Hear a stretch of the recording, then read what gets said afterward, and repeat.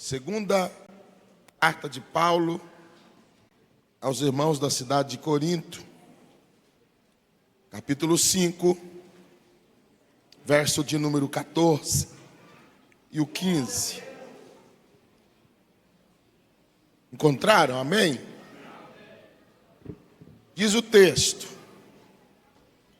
pois o amor de Cristo nos constrange, porque estamos convencidos de que um morreu por todos, logo todos morreram.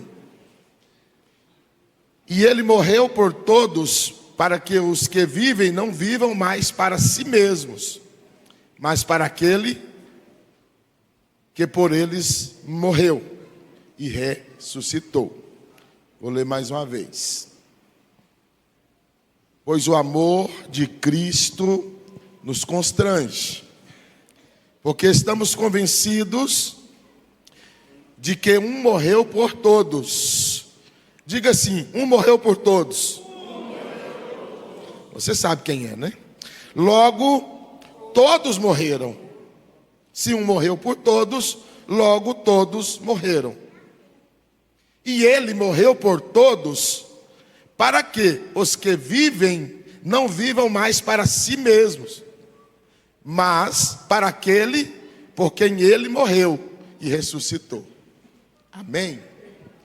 A palavra de Deus para a nossa vida hoje, ela é sobre o entendimento de uma rendição e de um chamado de Deus. E nós vamos compreender hoje que muitas pessoas entendem chamado de Deus e propósito de Deus de maneira diferente do que a Bíblia nos traz como revelação do propósito e do chamado de Deus. Porque quando nós olhamos para a palavra de Deus, nós entendemos com muita clareza que o chamado, ele é para todos. O chamado é para todos. O chamado de Deus não é uma convocação exclusiva para pastores, para obreiros ou para líderes. O chamado de Deus, ele é para todos, é uma convocação divina para todos aqueles que foram alcançados pela graça. Eu recebi pela graça e de graça. E agora eu ofereço o que eu recebi para as pessoas debaixo da graça, aquilo que eu recebi da parte de Deus. Porque quando olhamos, como que nós somos resgatados por Cristo? Qual que é a base que nos leva a entender esse resgate da nossa alma, da nossa vida, do pecado e da vida que vivíamos da condenação eterna? Fomos resgatados pelo amor. Então, se fomos resgatados pelo amor, nós precisamos então dar respostas a isso. E aí é o que o texto diz, né? O amor de Cristo nos constrange, porque Ele nos amou primeiro. E quando Ele nos ama em uma condição de que nós não merecíamos o seu amor. Por isso é constrangedor quem não consegue dar respostas, porque você foi amado quando você deveria ser odiado. Você foi amado quando você deveria ser abandonado. Você foi amado quando ninguém te escolheu. Ele te escolheu, te amou e te resgatou pelo seu amor. E o que é que nós fazemos agora em respostas a isso?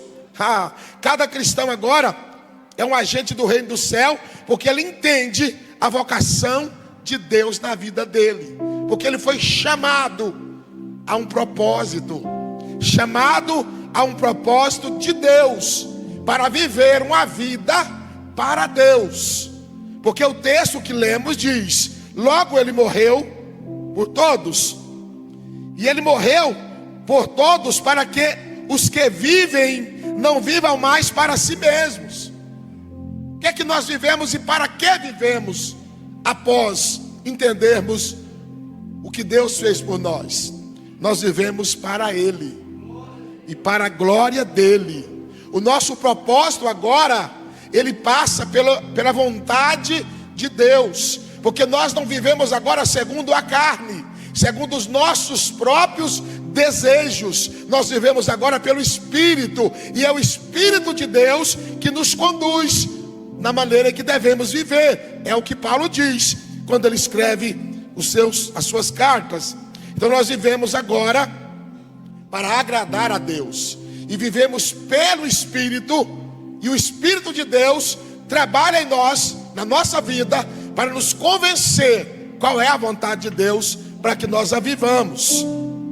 Olha o texto de Jeremias capítulo 1, verso 5. Antes que te formasse no ventre, te conheci.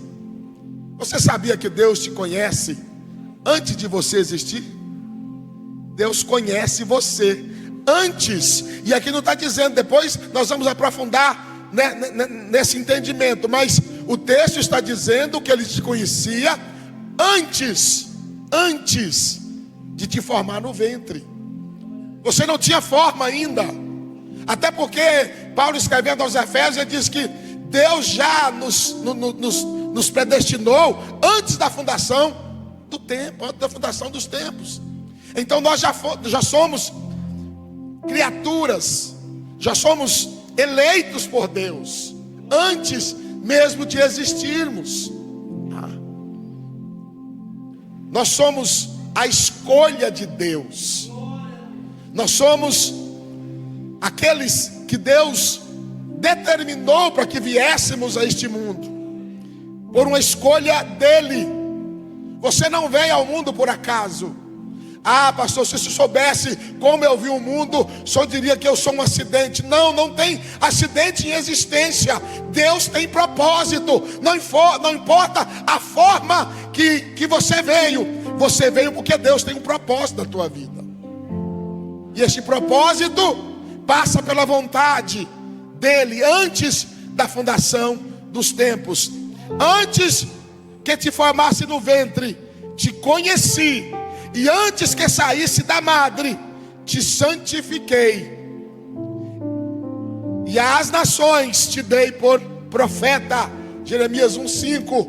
Deus te conhece e sabe perfeitamente qual é o propósito da tua vida e da tua existência no tempo exato em que você está vivendo sobre a face da terra. E nós precisamos entender então que a rendição não nos rouba a vida. A entrega ao chamado não nos tira o privilégio da vida cotidiana. Pelo contrário, ela amplia essa vida. Porque a gente encontra algumas pessoas que têm medo do chamado, que têm medo da rendição ao propósito de Deus, porque eles acham que Deus vai tirar deles o privilégio de viverem uma vida. Pelo contrário, Deus está te chamando, Deus te escolheu, e Ele espera de você uma rendição ao chamado dEle, não para anular a tua vida, mas para ampliar a tua vida enquanto você estiver aqui sobre a face da terra. E nós vamos entender isso com facilidade quando nós vamos buscar na palavra de Deus qual que é o propósito da nossa vida. Buscai primeiro o reino de Deus e a sua justiça, e todas essas outras coisas vos serão acrescentadas. Mateus 6,33. Buscai em primeiro lugar o reino de Deus.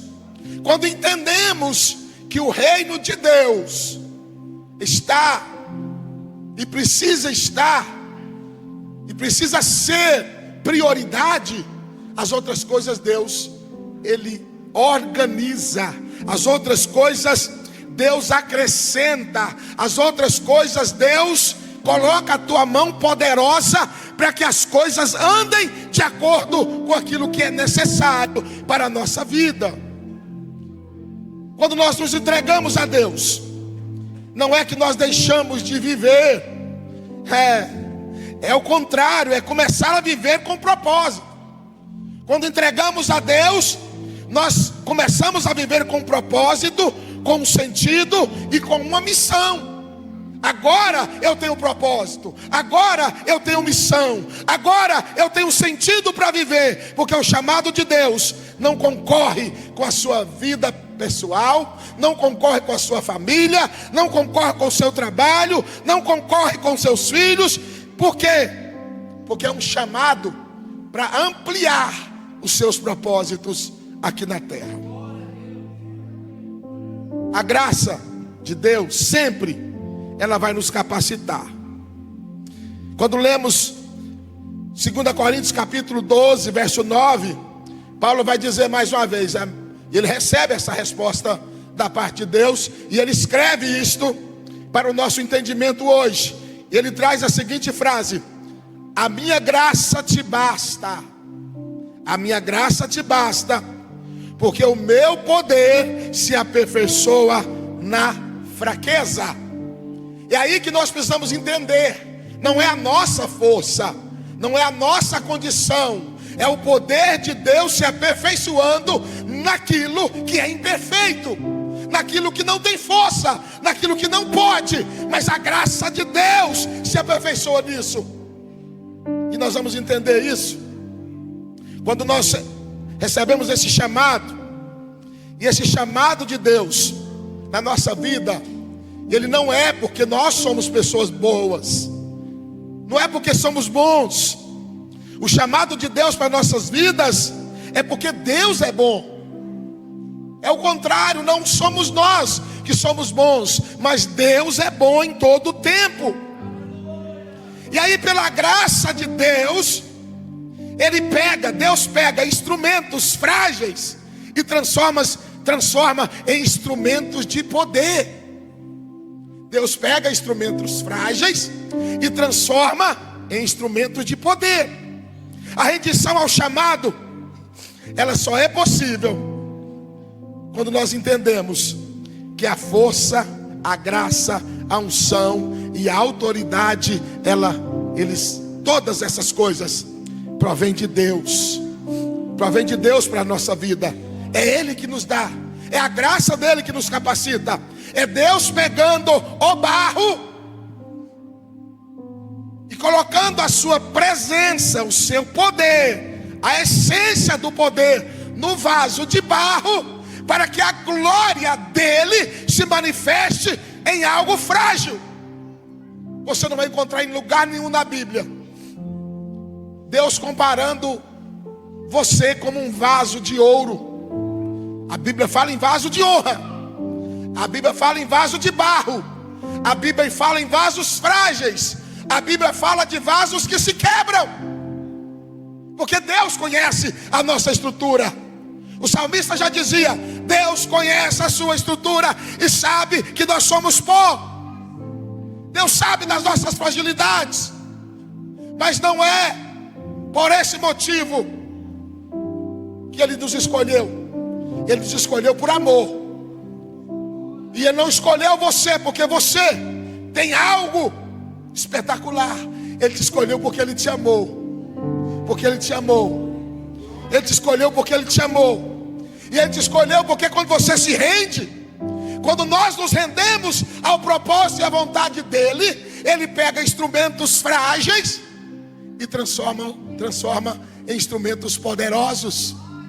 Ele pega vaso de barro e enche da glória e faz com que a glória dele se manifeste na sua vida como um vaso frágil, suscetível a quebrar, a se espedaçar. Mas a Bíblia diz que o melhor lugar de se quebrar é na mão do oleiro.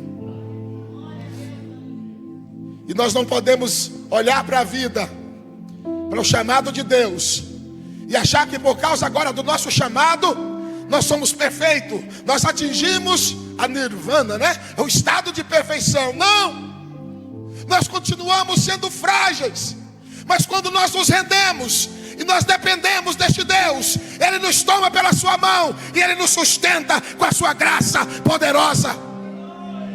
É a graça dEle, é a graça dEle.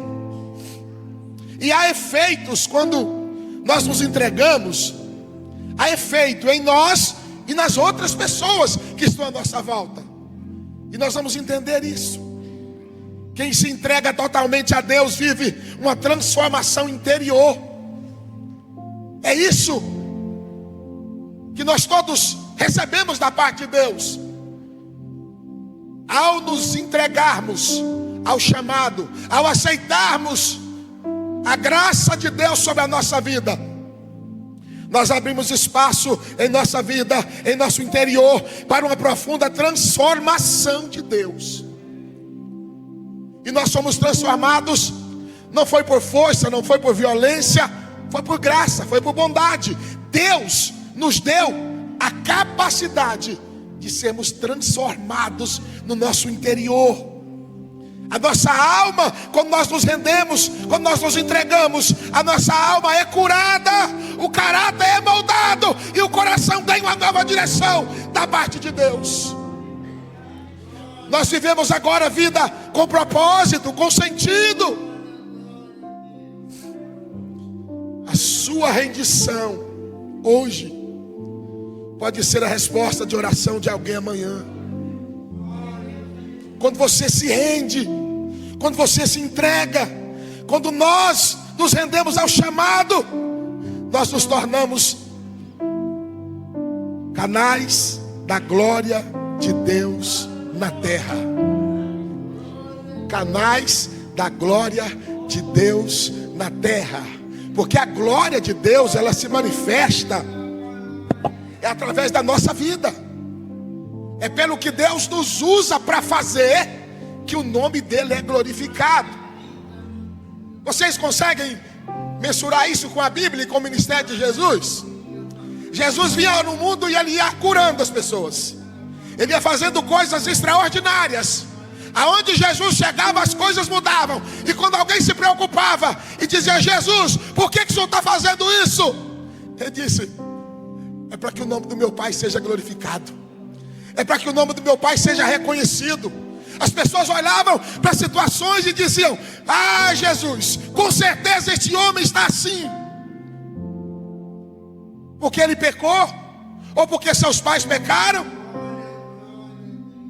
Ele nasceu assim, com esse problema de saúde, porque alguém está pagando o preço de uma geração de pecado.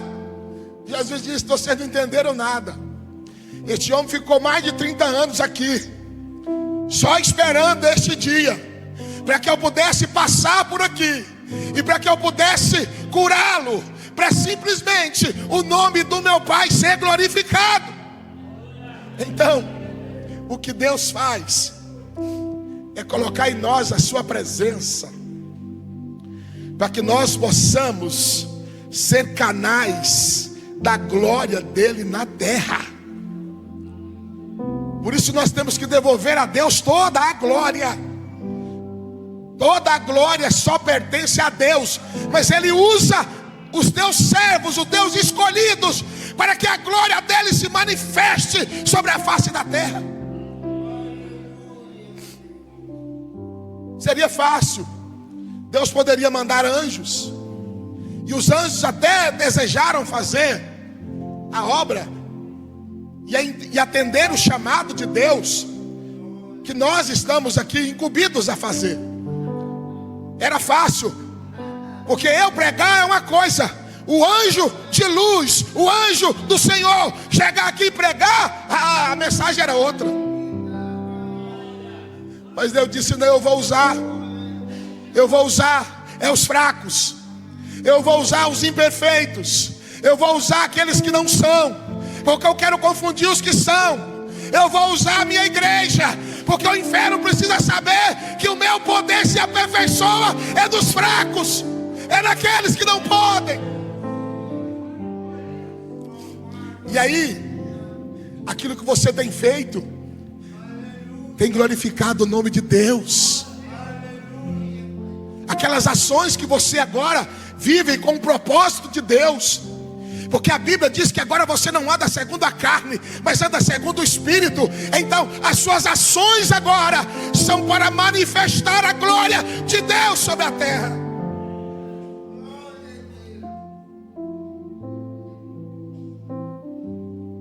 Gênesis capítulo 12, verso 2. A palavra já diz: e farei de ti uma grande nação, e abençoar-te-ei, e engrandecerei o teu nome, e tu serás uma bênção. São as promessas de Deus para Abraão, que é o nosso pai, que nós somos descendentes dele. E a Bíblia diz que toda a descendência de Abraão será bem-aventurada, será abençoada nele, por causa da fé. O poder da palavra que gera entrega. O poder da palavra que gera entrega. A palavra de Deus, ela é a semente que gera rendição. Quando eu volto a minha vida para a palavra de Deus, eu me rendo ao Senhor, eu me entrego a Ele, eu me coloco à disposição dEle, porque é a palavra de Deus que gera em mim essa rendição. Quando a palavra é pregada com verdade, com autoridade, esta palavra, ela fere, mas também cura, ela confronta, mas também liberta, ela sacode, mas também fortalece. É a palavra que gera em nós a rendição. A palavra desperta em nós a fé necessária para colocarmos por inteiro no altar do Senhor. A palavra de Deus desperta em nós a fé necessária para que nós possamos nos colocarmos por completo no altar do Senhor, para que possamos ser vasos para a honra, vasos para a glória, vasos para a glória do nome daquele que nos chamou.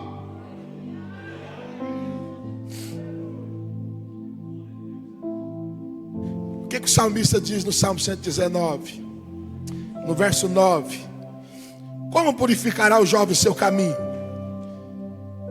Observando conforme a tua palavra. É a palavra de Deus. E se você não valoriza a palavra de Deus, você não vai ter direcionamento para chegar perto da rendição, da entrega, do sentimento que esta palavra gera no teu coração. Porque a própria Bíblia diz que o próprio Jesus é Ele que gera tanto o querer como o efetuar. E como nós adquirimos fé, como nós nos rendemos, a fé vem pelo quê? Pelo ouvir. Ouvir o quê? A palavra de Deus. E a palavra pela mensagem. É a fé é a palavra que gera em nós a fé. É a palavra que gera em mim, em você, o entendimento de que nós podemos nos rendermos, que nós podemos nos entregarmos, que nós podemos atender o chamado de Deus, que o chamado de Deus não vai anular a tua vida, Ele vai potencializá-la sobre essa terra. Há uma consequência do céu, vivendo o reino na terra. E eu quero te explicar isso para você. Qual que é essa consciência do céu? Nós precisamos viver com a consciência de que fomos chamados para manifestar o reino de Deus aqui, no hoje. Não é para amanhã, não é para depois que eu ficar velho, não é para um tempo determinado para o futuro. Nós somos chamados para manifestar o reino de Deus aqui, no hoje. Não é um chamado para fugir da terra, mas um chamado para transformar a terra com os valores do céu. Você consegue compreender isso? Deus não está te chamando para viver fora da terra. Deus está te chamando para viver os valores do céu sobre essa terra. E é muito simples para entendermos isto. Há duas formas de entender o reino. Existe o reino de Deus e existe o reino dos céus. Vocês podem olhar na Bíblia o reino de Deus e o reino dos céus. O reino de Deus já está estabelecido. Ninguém precisa se preocupar com o reino de Deus. O reino de Deus já foi estabelecido. Ele é Senhor, Ele está no trono, todos se dobram diante dEle. Ele é poderoso, Ele é santo, Ele é digno. Ninguém pode levantar contra Ele. Mas o reino dos céus, João diz que ele é tomado pelo esforço. Nós fomos chamados para implantar o reino dos céus na terra. O reino de Deus está estabelecido. Agora eu e você precisamos pegar o modelo do reino dos céus e trazer para a terra e implantar na terra o modelo do reino dos céus. E aí, o nosso chamado não é para fugir da terra, mas para transformar a terra com valores do céu. O reino de Deus começa em corações rendidos. E quando há corações rendidos no reino dos céus, essas pessoas com corações rendidos, elas alcançam corações, alcançam vidas, alcançam bairros, alcançam setores, alcançam cidades e atingem nações pelo poder de Deus. Quando nós entendemos que nós fomos escolhidos para implantar o reino dos céus na terra, e já existe um modelo. O modelo do reino é o mesmo do céu. Nós vamos implantá-lo na terra para a glória de Deus. Para a glória de Deus. Mateus capítulo 6, verso 10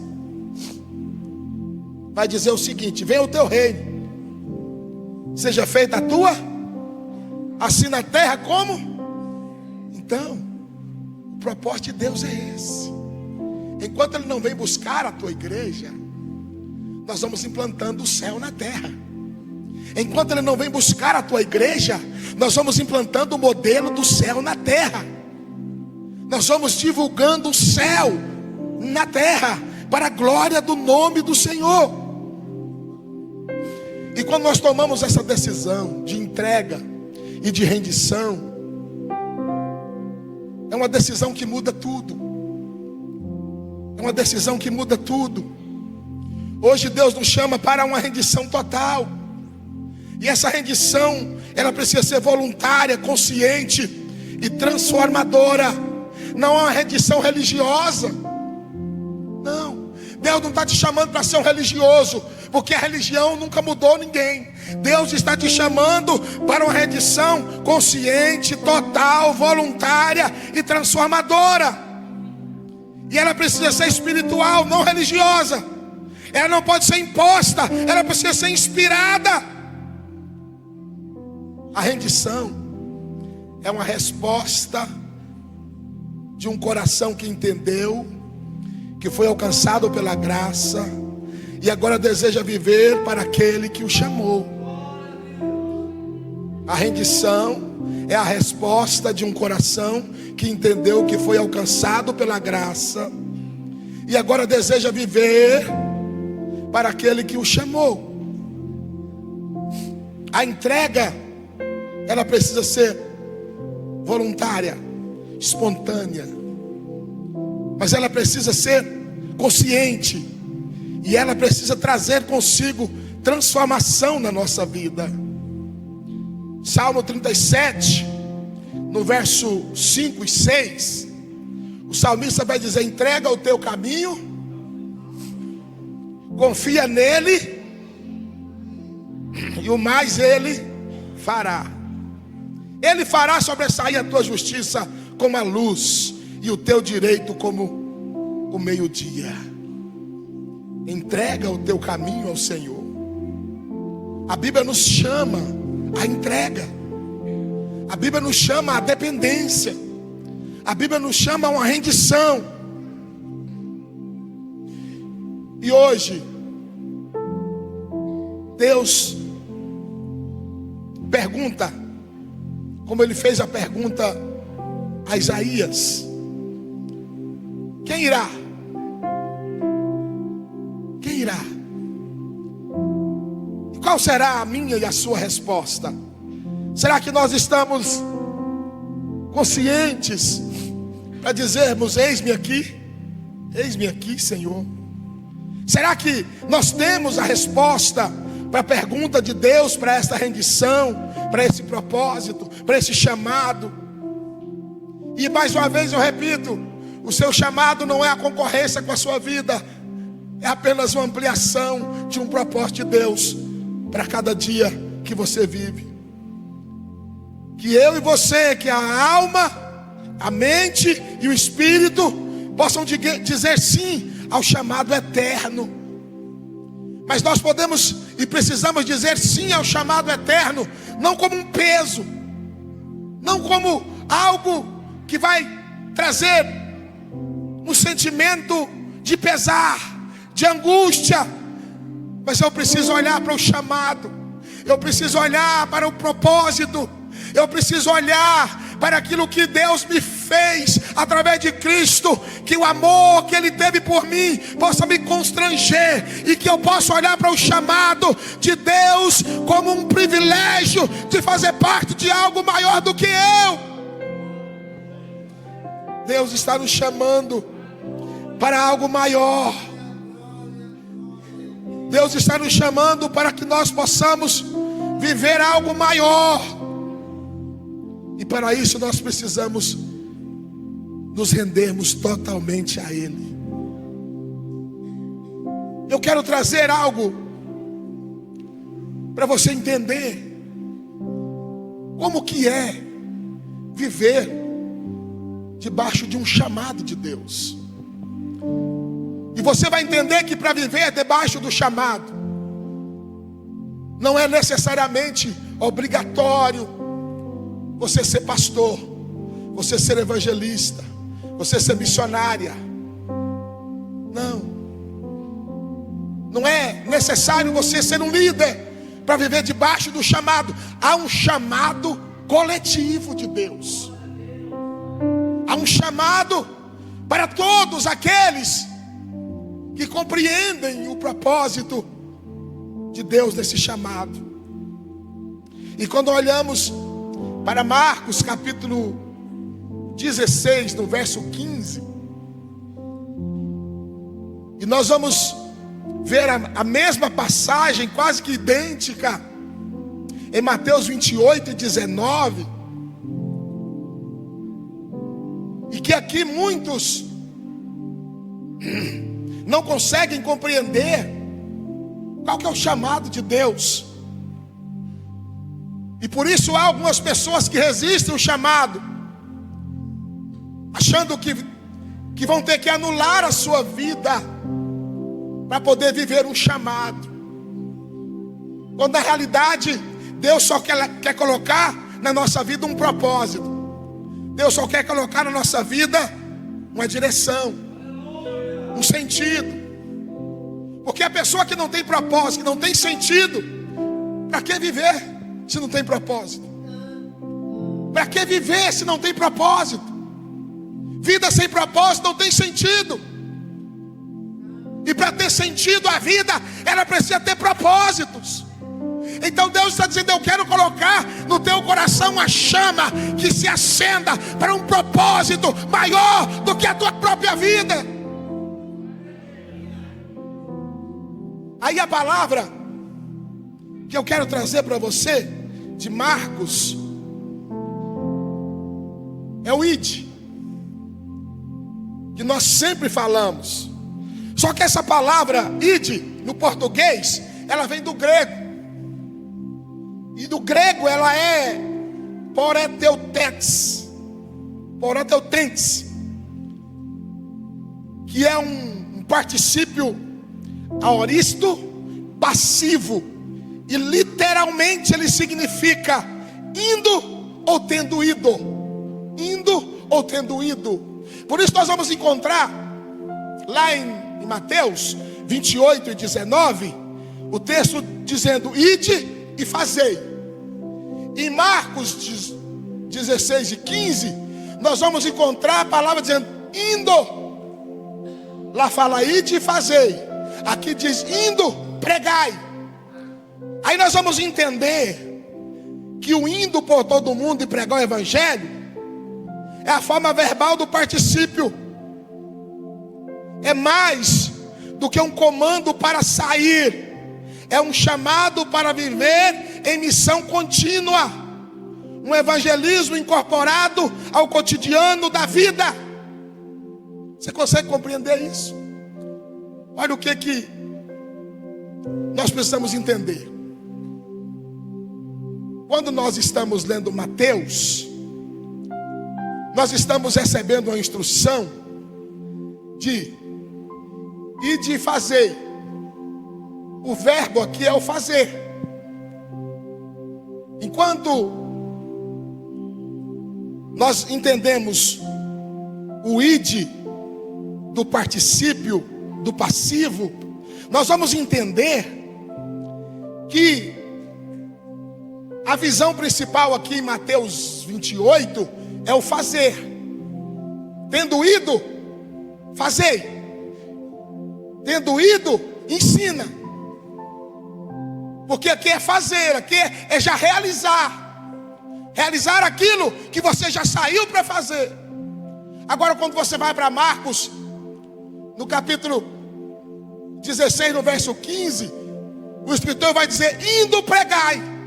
Porque agora aqui é um chamado para a vida cotidiana. É um chamado para um evangelismo incorporado na vida cotidiana. E aí eu abro um parênteses para explicar para você o que Deus permite para que isso se cumpra na vida de algumas pessoas. Você lembra da história de que houve em Jerusalém um grande mover? Não foi um grande movimento? No dia de Pentecostes, o Espírito Santo de Deus desceu, o povo se reuniu, pregou-se a palavra. Quantas pessoas se renderam? Quase 3.000 almas em um culto. E depois, quando os discípulos, os apóstolos entram na porta do templo, que eles realizam um milagre, e através daquele milagre há uma mensagem pregada. Mas quantas pessoas? 5.000. 5 com 3, 8.000 pessoas em uma cidade, em duas mensagens. Aí você pode imaginar o que aconteceu na cidade de Jerusalém.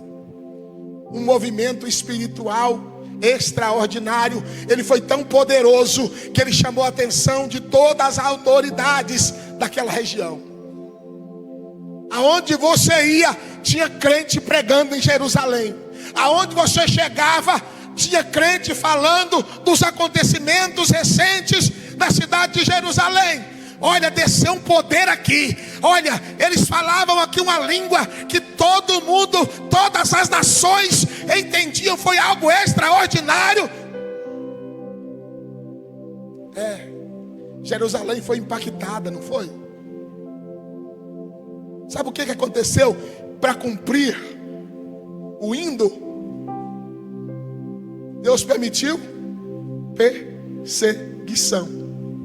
Porque o chamado não era apenas, e não se restringe a nós nos reunirmos em um determinado dia da semana.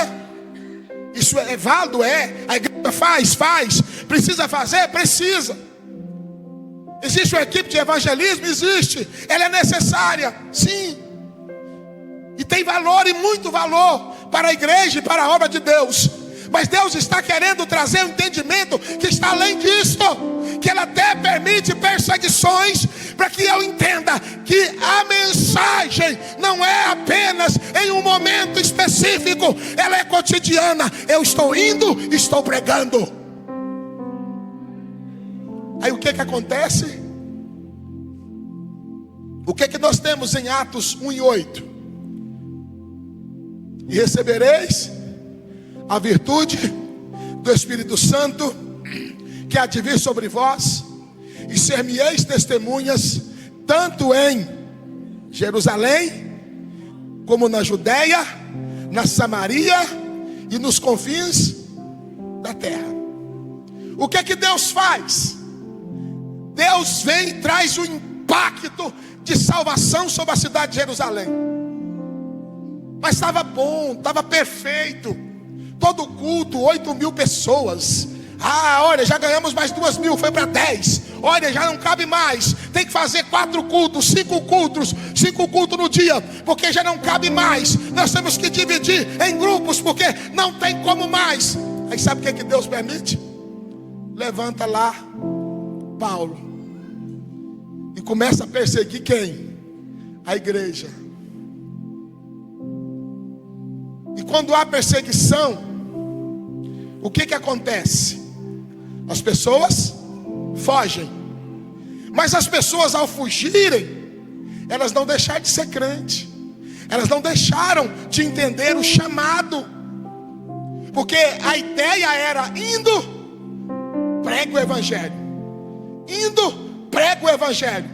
Então, onde um crente saía, fugido, com a mudança nas costas, com a carroça cheia de vasilhas e de móveis, mas quando ele chegava, a primeira coisa que ele chegava, quando ele se estabelecia na cidade, na casa, era começar a pregar para o vizinho.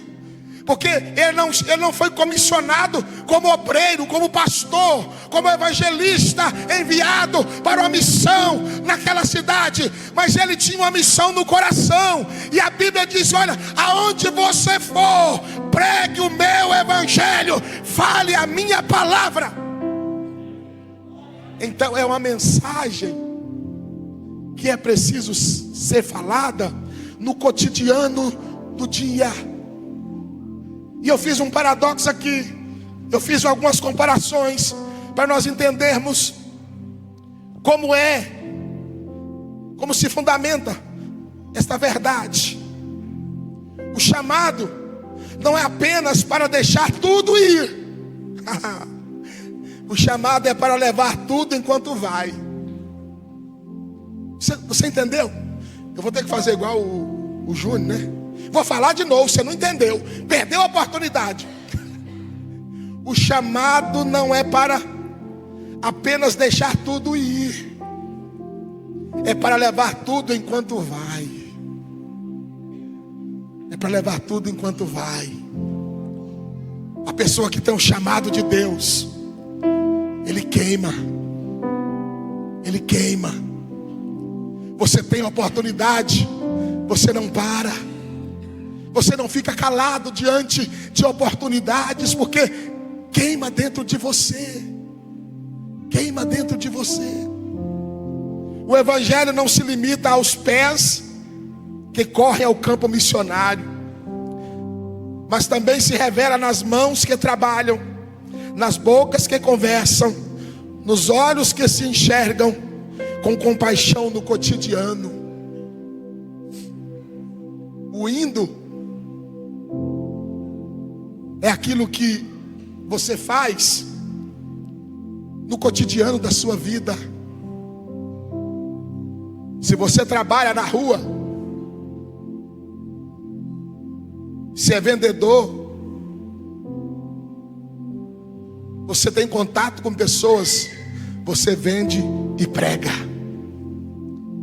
Você vai para a faculdade, quantas pessoas escondem Cristo de fora da faculdade, porque tem vergonha de dizer que é um cristão.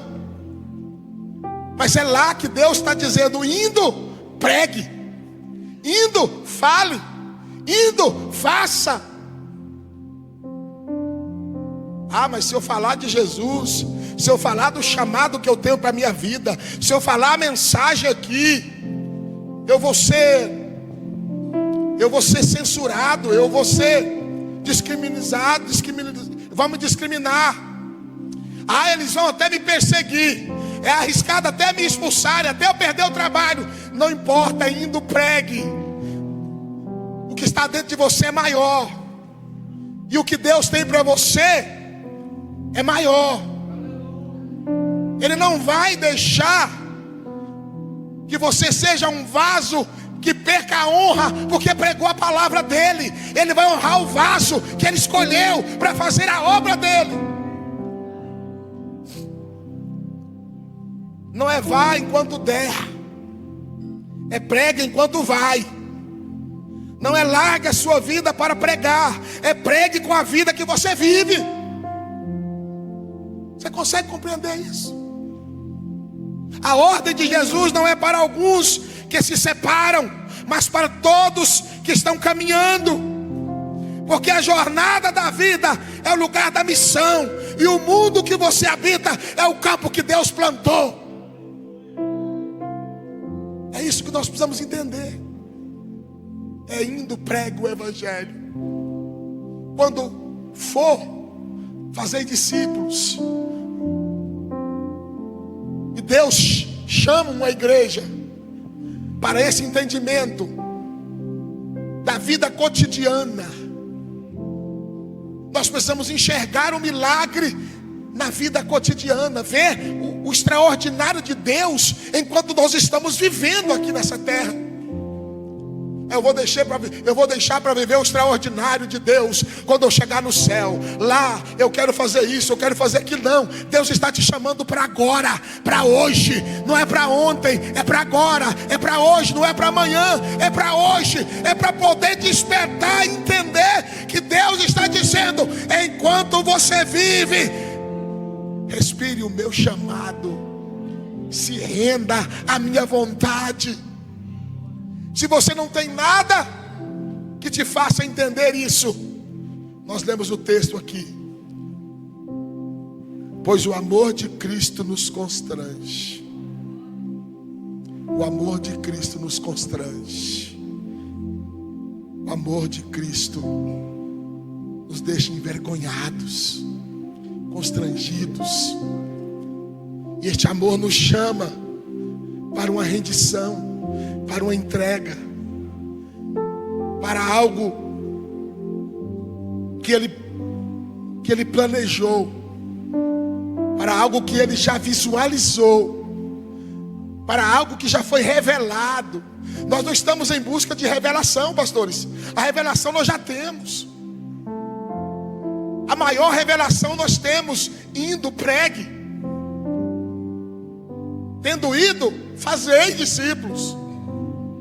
É nós que precisamos entender que o milagre está no cotidiano de cada dia. É você pregar, às vezes silenciosamente, com a sua maneira de viver, quem sabe, e as pessoas serem tocadas por algo extraordinário da tua vida. Não é apenas pegar o microfone e pregar para multidões, mas é você sentar com alguém no banco de uma praça e dizer do amor de Cristo para a vida dela, e qual o plano de Deus para aquela vida individual. Porque enquanto eu estou trabalhando, eu estou fazendo. Enquanto eu estou na escola, eu estou fazendo. Enquanto eu estou viajando, eu estou fazendo. Porque o chamado de Deus é esse: indo pregar o evangelho. Indo pregar o evangelho. Não dá para desvincular de nós. Não dá. Às vezes você está de férias, encontra alguém e começa a falar de Jesus, as pessoas se rendem, chorando, porque Deus tem momentos específicos para usar. E se você não se render, não se entregar,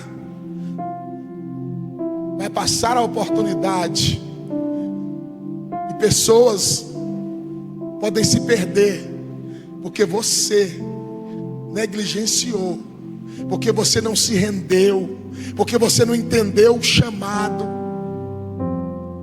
Ninguém está chamando pessoas, ninguém está querendo que você se renda, ou que você se entregue ao chamado para ficar 24 horas aqui dentro da igreja. Não é isto.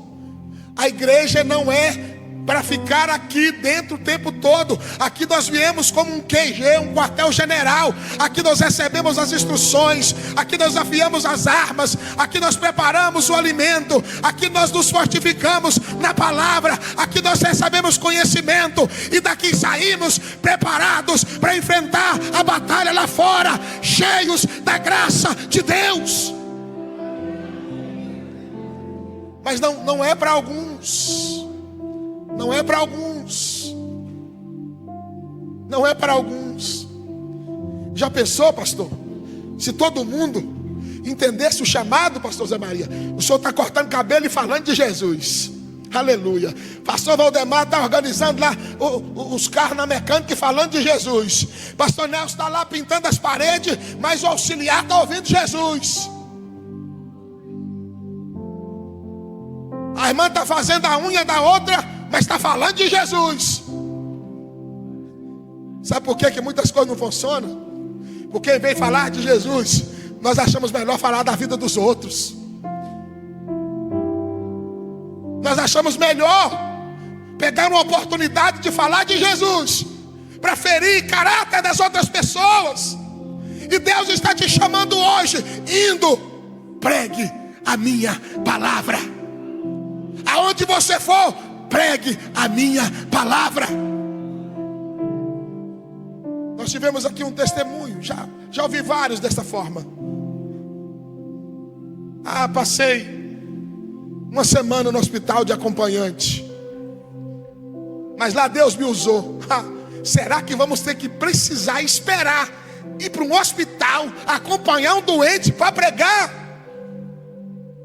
Você tem a oportunidade todo dia. Todo dia você fala com alguém. Todo dia você tem comunicação.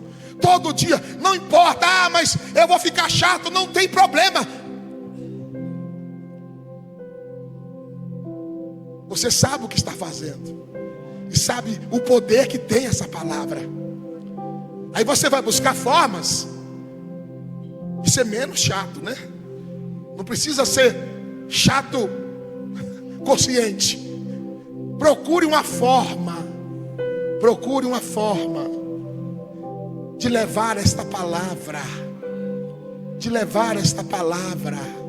de anunciar o evangelho, de se render ao chamado, de se entregar totalmente nesta dependência, para que você seja instrumento de Deus. E você não precisa, se você estiver cumprindo com a palavra, indo, pregai. E eu indo pregando, o que acontece? Se o demônio se levantar, manda ele quietar e ir embora. Se estiver enfermo, pode curar no nome de Jesus. Se tiver cobra, o que mais tem é cobra, né? Só que não são cobras peçonhentas daí da vida, não. São cobras físicas por aí, que tentam contra a tua vida.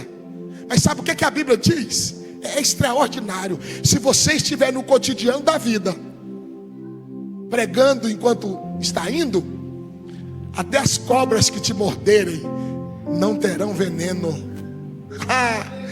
Não terão veneno. Porque a Bíblia diz que pegarão serpentes e não fará dano algum. E se beber alguma coisa, você já viu que eu vou preparar uma dose aqui, quero ver se é crente.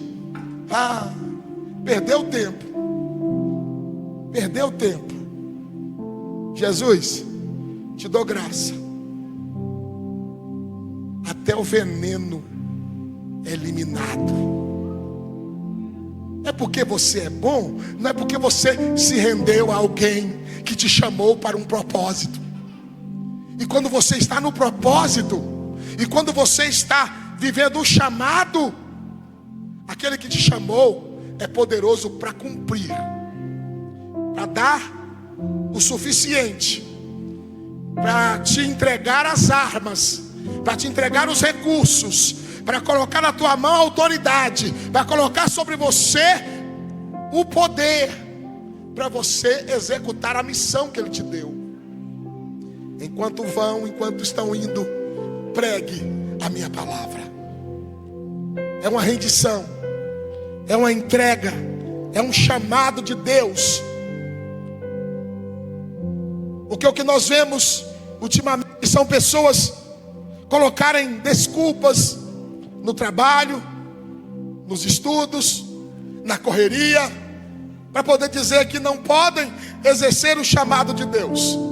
Mas hoje Deus te faz sair daqui consciente que o chamado de Deus para a tua vida é enquanto você está indo, é enquanto você está trabalhando, é enquanto você está estudando, é enquanto você está vivendo. O chamado de Deus faz parte da tua vida integral. Não é apenas numa quinta-feira, é dia após dia. Deus vai te usar com autoridade, mas Ele te chama: se renda, se entregue e aceite o meu chamado, porque foi eu que te chamei.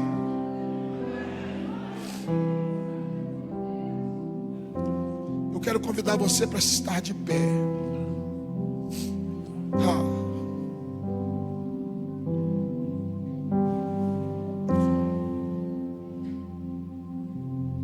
Se todos nós entendemos, se todos nós conseguirmos mensurar o que é esta palavra, precisa de cruzada não, pastor. Precisa de ir para o rádio não. Precisa de ir para a internet não. Se todos nós entendermos, aleluia. Faz uma conta aí. Quantas pessoas não crentes você tem contato por dia? Faça uma conta. Aonde Deus tem te levado? Aonde Deus tem te levado? Eu passei um período da minha vida em um lugar que eu nunca imaginei estar. Assessoria da presidência da Assembleia Legislativa do Estado de Goiás. Eu pensei aqui, eu tenho que falar pouco. Não preciso nem contar que eu sou crente, porque ninguém vai me aceitar. Mas Deus tinha um propósito. A sala que eu trabalhava tinha umas 8 pessoas. Doutora fulana, doutora ciclana, advogado tal, fulano de tal. E nós tínhamos um cantinho. Não tinha nem sala para café ainda. Mas dentro da sala tinha um lugarzinho, de trás do armário ali que eles colocaram. Era onde ficava o lugar de tomar o café. Não precisou de eu dizer que era pastor. Não precisou. Porque as pessoas chegavam: pastor, o senhor ora por mim? Oro.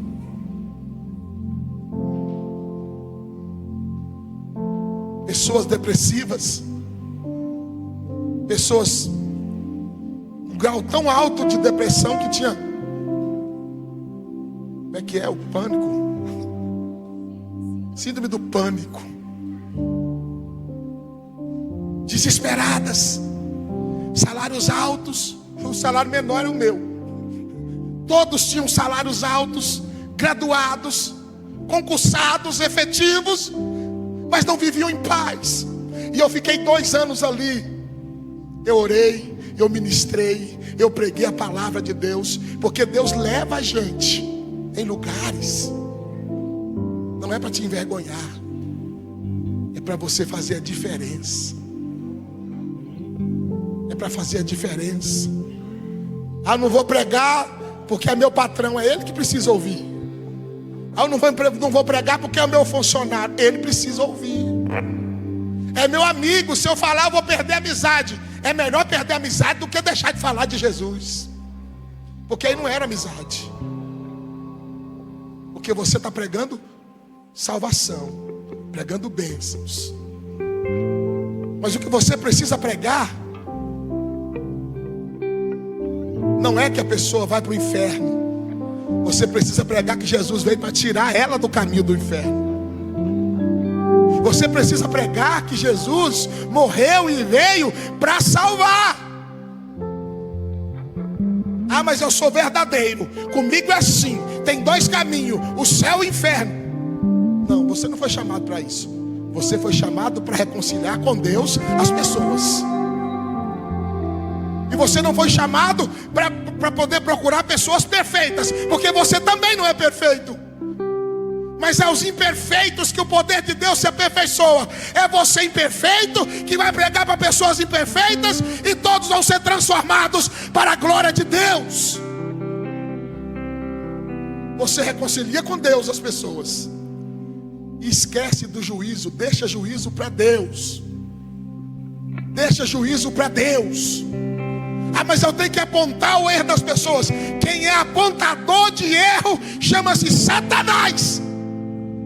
É o diabo que sai apontando defeito e erro e pecado dos outros. Mas nós temos um que deu a vida, e a Bíblia diz que o sangue de Jesus nos purifica de todo o pecado. Então, se você chegar e tiver muito pecado, o que a Bíblia diz que é onde abunda o pecado? A graça de Deus superabunda. Então, não tem nada que impeça você de mandar embora o pecado. Mas não seja acusador, não seja juiz, não seja promotor, seja advogado de defesa. Seja o mensageiro que leva as boas novas. Seja o mensageiro que leva as boas novas. O pior mensageiro que existe na terra é o tal de oficial de justiça, né? Ele só leva notícia ruim. Só leva notícia ruim. É despejo, é precatório, é conta, é audiência com o juiz. Ei, quando você vê um oficial de justiça, você diz: estou enrolado, o que aconteceu? Não, as pessoas precisam olhar para você e dizer: está chegando alguém com novidade. Foi para isso que ele te chamou, para levar boas novas. Para levar boas novas. Boas novas de salvação. Eu estive no supermercado Brotas ontem, lá da Matriz, e eu profetizei lá dentro, para todo mundo escutar. Foi esse negócio que vai virar só crente. Porque já está a irmã Lesa, está a irmã, o irmão Alain, está o Arthur, está a irmã Sirlene. E eu fui contando lá, já deu uns 10. Fez esse negócio vai virar culto aqui daqui uns dias.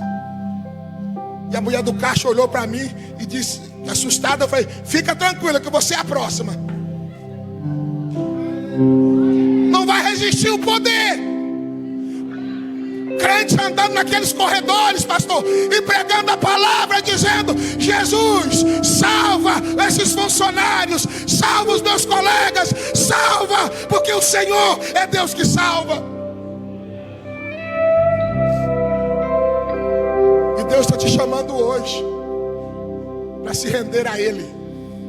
Para se render a Ele. Deixa eu dar um exemplo aqui muito clássico. Pastor Zé Maria, quantos minutos o senhor gosta para cortar um cabelo? Você está rápido demais, pastor Zé Maria. 15 minutos. Eu ia jogar meia hora. 15 minutos. Mas dá para pregar, não dá? A irmã mais rápida aí, quantos minutos ela gasta para fazer pé e mão? Eu não sei como é que faz pé e mão, porque eu nasci com eles. Eu acho que faz é dar uma melhorada, né? É uma hora para cada. 1h30. Misericórdia, dá para pregar duas mensagens. 40 minutos. Dá uma mensagem até para batizar nas águas. O que você está fazendo com o seu tempo? O que você está fazendo com o seu tempo? O que você está fazendo quando Deus está colocando sobre as tuas mãos e sobre a tua responsabilidade pessoas que precisam de uma palavra de salvação? E eu te desafio. Porque eu percebo isso. Quando se o pastor Zé Maria gastar mais de 15 minutos para cortar o cabelo, eu vou dormir, porque eu fecho os olhos e para mim eu estou no melhor lugar. Se alguém falar coisas boas, vai entrar no ouvido. Mas se for coisa ruim, eu fecho os olhos e o ouvido.